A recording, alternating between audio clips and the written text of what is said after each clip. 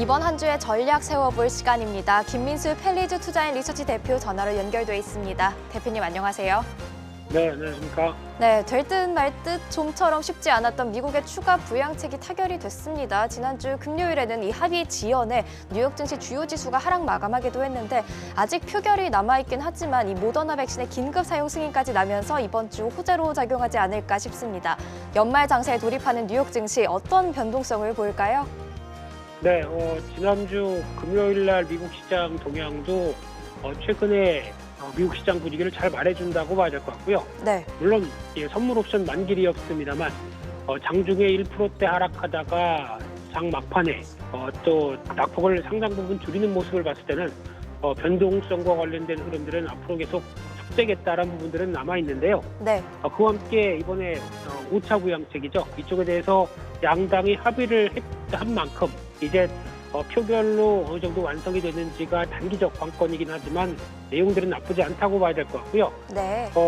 재난지원금 1인당 $600, 그리고 매주 실업수당 $300 추가 지급, 게다가 백신 배포 자금까지 총 $9천억, 약 우리나라 돈으로 1,000조 가까이 됐죠. 네, 1,000조국인 만큼 1,000조라는 생각이 들고 있는데 네. 상대적으로 참 지금 흐름으로 봤을 때는 그동안 좀 고민을 많이 했던 부분들이 반영이 됐다는 쪽도 눈여겨볼 수 있을 것 같고요. 게다가 또 정부 예산안 관련된 쪽도 통과가 되기 시작하면서 셧다운에 대한 우려가 줄었다. 특히 이번에 연준이 의회 승인을 받지 않고도 비상대출 프로그램을 마련해서 이행할 수 있는 권한에 대해서도 논란이 많았는데 이 부분도 약간 수정을 가하면서 큰 무리가 없었다라고 보게 되면 일단 시장에서 기대하는 수준 정도로 통과된다고 봐야 될 것 같고요. 네. 그쪽에서 아직까지 남은 어떤 의회에서의 여러 가지 내용들은 일단 조금 더 지켜보긴 하되 지금 동향들은 큰 무리가 없다라고 보여지는 가운데 일단 미국 시장과 관련돼서 또 단기적인 어떤 구조적인 흐름을 볼 때는 테슬라라고 봐야 되겠죠. 특히 테슬라가 이제 S&P 500에 편입되기 시작하면서 추가적으로 나올 수 있는 부분들은 일단 호재를 어느 정도 반영하고 또 편입 효과도 끝난 만큼 단기적인 차익 매물이 나올 수도 있겠다라는 쪽에서는 눈길이 가고 있는데 네. 이 부분에 대해서 미국 시장이 얼만큼 영향을 받는지도 살짝 주 초에는 확인해야 될 것으로 보여지고 있습니다. 네, 부양책 관련 소식과 그리고 테슬라의 S&P 500 지수 편입 관련된 이슈들 계속해서 확인해 보셔야겠습니다.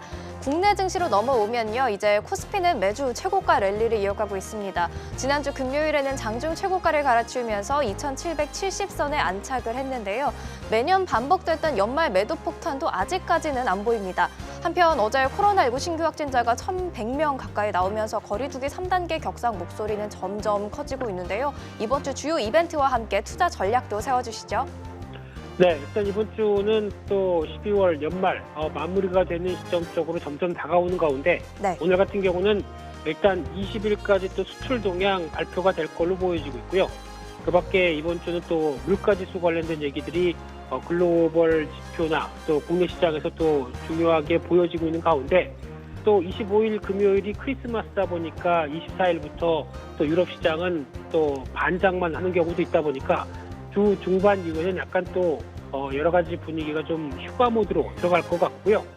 하지만 이제 국내 시장과 함께 지금 시장의 분위기는 어떤 코로나19 꺾이지 않는다. 그리고 또 시장이 이만큼 많이 올랐는데 여기서 계속 주식 투자를 계속 끌고 가도 되느냐라고 하는 약간 의구심도 들어가는 게 현실이라고 봐야 될 것 같습니다. 네. 하지만 저희가 못 가본 길이고요. 게다가 또 최근에 나오고 있는 유동성 관련된 지표를 보게 되면 거의 우상향으로 폭발하는 모습들로 나오고 있는 만큼 게다가 또 내년에 경기 회복에 대한 기대감까지 반영이 돼가고 있는 시점이라고 하게 되면 물론 시장에 출렁임은 있을 가능성이 있겠지만은 추세적으로는 여전히 견고하고 강하다는 관점 쪽에서 초점을 맞추면서 주식 투자에 대한 흐름들은 계속 이어가는 게 맞다라고 봐야 될 것 같고요. 네. 특히 강조드리지만 대형주의 움직임 이외에 또 중소형주도 그 빈자리를 계속 차지하고 있다라는 관점 쪽에서 여전히 기회를 타진하는 전략들이 주식시장의 관점으로 보시는 게 좋겠다고 말씀드리고 싶습니다.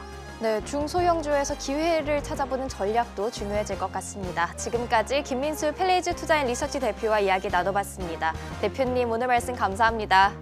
네, 감사합니다.